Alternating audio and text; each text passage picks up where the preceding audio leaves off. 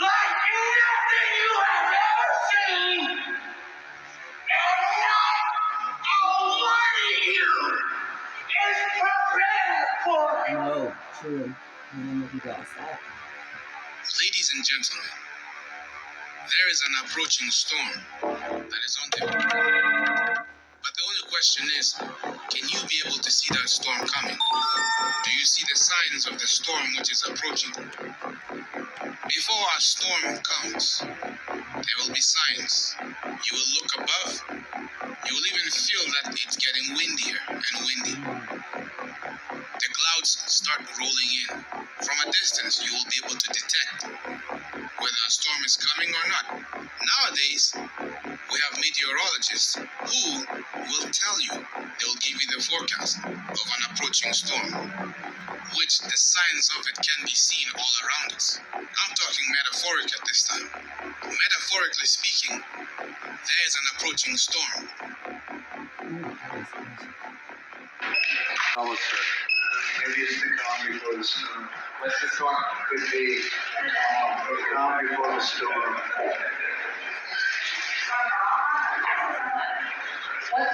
We have the world's great military people in this room. I will tell you that. And we're going to have a great evening. Thank you all for coming. What storm, Mr. President? You'll find out. Give us a hint. Thank you, everybody.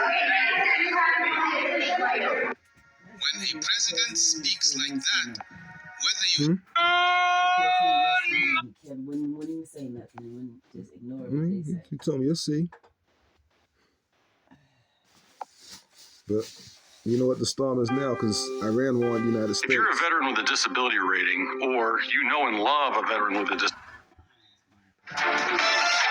Iranian underground church leaders are issuing an urgent warning over a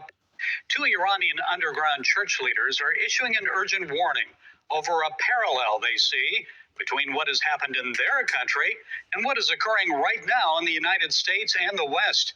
Here's a portion of their message produced by Global Catalytic Ministries after President Biden's anti-MAGA Republican speech.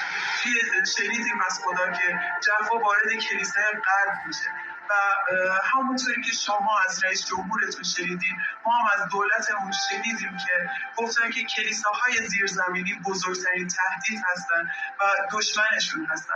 اما واقعیت اینه که ما همه یک خانواده هستیم و از قانون کشورمون حمایت میکنیم و اون رو رعایت میکنیم. ولی همین رو شرایط توی کشورتون هست. امروز میاد که دولت خودتون میگه که شهروندای معمولی برای ما تهدید هستن. دوست عزیزم، به ما گوش کن. آخرین فصل امتحان به زودی داره میاد. Like the Ayatollah in Iran, the Biden administration has weaponized the federal police for partisan gain. Our president is using the Department of Justice and the FBI to arrest and harass his political opponents.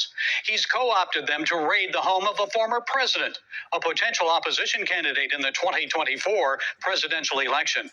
Let that one sink in, folks. Whether you like or dislike Donald Trump, was that raid against a former president of the United States necessary or political theater? It's really third world or a Gestapo-like thuggery.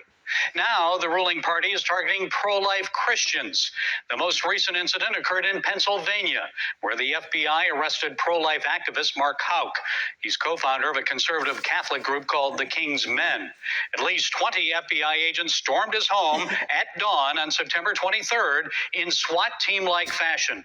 Several of the heavily armed agents reportedly pointed their guns at Houck's head as his traumatized wife and 7 children looked on. His crime? He allegedly pushed a 72-year-old man outside a Philadelphia abortion clinic in September 2021.